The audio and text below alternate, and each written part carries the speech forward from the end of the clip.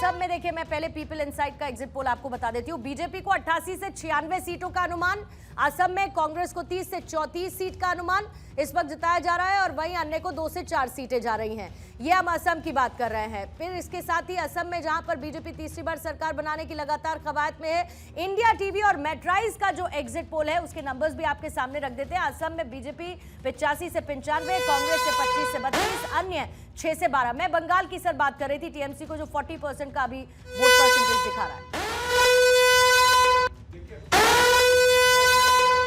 Sir प्रजा पोल का भी एग्जिट पोल, उसके नंबर्स बता देती हूं, फिर आप क्लब कर लीजिएगा। प्रजा पोल एग्जिट पोल में बीजेपी को 150 सीटें दे रहा है, टीएमसी को 130 से 140 सीटों का अनुमान जता रहा है। बहुत डाउनसाइड प्रजा की तरफ से जो प्रजा पोल है वो एग्जिट पोल, जैसा कि बीजेपी एक्सपेक्ट कर रही है वहां से 150 से 160 सीटें, क्योंकि जैसी अदिति बातें हो रही हैं 175, 180 और हेमंता जी तो 200 कोट कर चुके हैं खास तौर पे। वैसे 200 तो इम्पॉसिबल थी, बहुत ज्यादा हायर साइड पे 170 था जिसका दावा और अंदर और ऐसी हंसी मजाक की बात थी। लेकिन सबसे इंपॉर्टेंट बात आप देखिए, इतना नैरो एस्केप, इसीलिए शायद इलेक्शन कमीशन बाप के वो जो 500 टुकड़ियों को अभी भी सीएपीएफ की वहां पर रहने की बात है, इतना क्लोज फाइट बहुत ज्यादा मायने रखता है। और अभी तो और भी बहुत कुछ होना बाकी है, लेकिन ये बहुत बड़ी बात है कि चौथी बार जब इस चुनाव में ममता उतरी हैं तो उन्होंने बहुत ज्यादा ग्राउंड गंवाया नहीं है। लेकिन बीजेपी के लिए भी अच्छी बात है कि 77 से इतना आना, यानी उन्होंने बहुत गेन किया है। तो ये बहुत अभी बारीकी से समझना होगा। कोशिश वही थी, इतना बड़ा गेन बीजेपी के लिए बहुत बड़े अचीवमेंट की तरह होगा। जी प्रोफेसर साहब। देखिए बालाजी, तो हम एग्जिट पोल पे भरोसा करते नहीं है कि हर बार एग्जिट पोल फेल होता है। दूसरी बात, अब जहां तक बंगाल की बात करें, बंगाल में 34 साल लेफ्ट का रूल रहा और 15 साल से ममता बनर्जी बैठी हुई है। तो 15 साल के बाद एक एंटी इनकम्बेंसी आना एक नेचुरल फैक्टर है। तीसरी चीज, इस बार जो वोटिंग हुआ है, रिकॉर्ड वोटिंग हुआ है, 90% से एबव हुआ है और शायद फर्स्ट फेज में 95% हुआ है। आज तक हम अपने लाइफ में नहीं देखे थे कि 75 या 76% से ज़्यादा कहीं वोटिंग होता हो। और इस ढंग से मैसिव पोलिंग होना, जो ट्रेंड है अब तक का, वो ये इंडिकेट करता है कि ये जनरली जो रूलिंग पार्टी है उसके अगेंस्ट में जाता है, कि उसके खिलाफ में काफ़ी संख्या में वोटर आकर के वोट डालता है। इसलिए हो सकता है कि एंटी इनकम्बेंसी के कारण जो टीएमसी है उसके उस लोगों ने आकर के वोट डाला हो।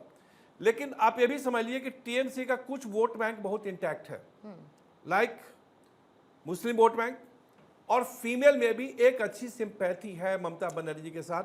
आप मानिए या नहीं मानिए, रूरल एरिया में खास तौर नहीं, देखिए अर्बन एरिया में भी आइएगा तो भादर जन की बात होती है। पर अर्बन होता तो इतना कम मार्जिन नहीं होता। अर्बन इस बार जाता दिख रहा है बीजेपी के पास। आप भले नहीं मानते हो एग्जिट पोल, नहीं अभी देखिए रिजल्ट तो 4 तारीख को, हम ये नहीं बोल रहे हैं आपसे, हम एक मैं आपको जमीनी की हकीकत बता रही हूँ। मिडिल क्लास अर्बन बीजेपी की तरफ झुकाव में था, जो प्रोग्रेसिव था। रूरल महिलाएं नहीं, और जो अर्बन की आप बात करिए सर, अर्बन में करप्शन और ये कट मनी जैसे मुद्दे और सुरक्षा का मुद्दा विमेन में खासतौर पे सेंट्रल बहुत इंपॉर्टेंट। कट मनी ये सब एजेंडा पिछला इलेक्शन में भी था, काफी जोर शोर से कट मनी सब का बात उठाया गया था।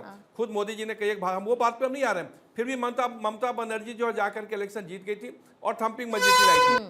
अभी इस बार अच्छा सर, जैसे मीटर बजेगा, मुझे ब्रेकिंग के लिए जाना होगा, तो माफी पहले ही मैं आपसे मांग लेती हूँ। पश्चिम बंगाल के लिए देखिए, मेट्राइज का जो एग्जिट पोल है उसमें बीजेपी की सरकार बनती हुई नजर आ रही है। बीजेपी को 146 से 161 सीटें और टीएमसी को 125 से 140 सीटें। मेट्राइज का एग्जिट पोल इस वक्त दे रहा है पश्चिम बंगाल को लेकर, जहां बीजेपी की सरकार बनती हुई अनुमानित इस एग्जिट पोल में नजर आ रही है। और बार बार ये कहते हुए कि ये रिजल्ट नहीं है, ये रुझान नहीं है, ये अनुमानित आंकड़े हैं जो कि सैंपल बेस पर तैयार किए जाते हैं, सैंपल कलेक्ट किए जाते हैं और उसके आधार पर इस एग्जिट पोल के आंकड़े सामने रखे जाते हैं। मेट्राइज ने जो सैंपल कलेक्ट किया है, अब उसका एवरेज क्या रहा वो देखना होगा, लेकिन यहां पर सरकार बीजेपी की बनाते हुए मेट्राइज नजर आ रहा है और टीएमसी इसमें पीछे नजर आ रही है। क्विक रिएक्शन आपसे ले लेती हूं कौशिक जी, अनुराग जी, फिर उसके बाद आपके पास। कौशिक साहब आपसे शुरू करती हूँ। देखो, पश्चिम बंगाल में जो भी आंकड़े आ रहे हैं, निश्चित तौर से जो वोट परसेंटेज बढ़ा तो अंदाज़ा हम लोग यही लगा रहे थे। और ममता बनर्जी का जो बार बार आपकी पॉलिटिकल एडिटर कह रही थी कि ममता बनर्जी का जो वोट बैंक है लगभग वही है जो पिछली 2021 में था, तो ममता बनर्जी का वोट तो नहीं घटा। और इसलिए नहीं घटा कि ममता टीएमसी और बीजेपी के बाद कोई तीसरा ऐसा दल नहीं था जहां वोट बैंक डाइवर्ट होता। तो कोशिश दोनों के की बीच गई थी, हुआ नहीं। टक्कर, दोनों के बीच टक्कर थी।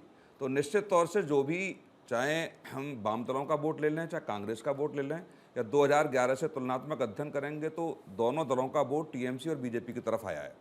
तो वही स्थिति दिख रही है एग्जिट पोल में भी। लेकिन हाँ, निश्चित तौर से ये कह सकते हैं, तमिलनाडु की बात की जाए, असम की बात की जाए, तो लगभग वही मान के चल रहे थे ठीक है। जो एग्जिट पोल में आया है। कोई नया तब्दीली उसमें नहीं हुई है। केरल भी केरल में भी देखिए कोई ज्यादा तब्दीली नहीं हुई है। कांग्रेस की तरफ जाने की स्थिति थी, कांग्रेस को कुछ मिलने वाला था, हम लोग पहले से ही मान के चल रहे थे। लेकिन तमिलनाडु की बात की जाए, असम की बात की जाए, तमिलनाडु में वही दल, क्षेत्रीय दल हमेशा रहते हैं, चाहे वो किसी भी दल के साथ आए। असम में वही था कि तीसरी बार सरकार बन रही है। तो निश्चित तौर से कोई ऐसा बहुत बड़ा फेरबदल एग्जिट पोल में नहीं दिख रहा है। थोड़ा जल्दी एक क्रक्स जो आपको समझ में आ रहा है अभी तक के आंकड़ों के हिसाब से। आरपी सिंह साहब, आपका रिएक्शन ले लेती हूँ। मेट्राइज तो बनवा रहा है आपकी सरकार बंगाल में। नहीं, बंगाल में लोगों ने भरपूर आशीर्वाद दिया और लोग वो जो पिछले 15 साल से त्रस्त थे, उससे पहले 34 साल लेफ्ट पार्टी से राज में त्रस्त थे, वो देख रहे हैं कि देश आगे जा रहा है और बंगाल पीछे छूट रहा था। इसके चलते लोगों ने भरपूर आशीर्वाद दिया है। और आप मान लीजिएगा रिजल्ट जब आएंगे, मतलब जो आपके एग्जिट पोल हैं उससे बेहतर रिजल्ट हमारे होने वाले सिंह साहब, लेकिन शायद आप डीएमके तमिलनाडु और केरला में कन्विंस नहीं कर पाए पब्लिक को।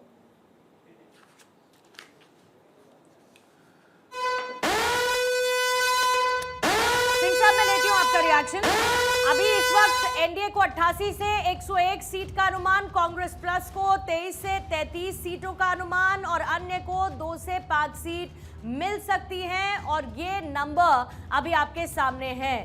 सिंह साहब, असम में 85 से 95 सीटें। जल्दी से असम के लिए भी रिएक्शन एक दे दीजिए सर, फिर उसके बाद मेहरोत्रा जी मैं आपके पास आ रही हूं, क्योंकि टीएमसी में अभी शुरुआती आंकड़े मेट्राइज के तो कम से कम आपके लिए अच्छी खबर नहीं ला रहे हैं। सिंह साहब ठीक है। मेहरोत्रा जी आप ही दे दीजिए रिएक्शन। अभी तो शुरुआती आंकड़े हैं और अभी सुपर एग्जिट पोल हम जरा देखेंगे एवरेज क्या बन रहा है, लेकिन मेट्राइज ने आपको काफी पीछे रखा है। आवाज नहीं आ रही आपकी मेहरोत्रा जी, अनम्यूट कर लीजिएगा अगर म्यूट है तो। नहीं, अनम्यूट मैं हाँ, नहीं, बोलिएगा मैं सर। कर लिया।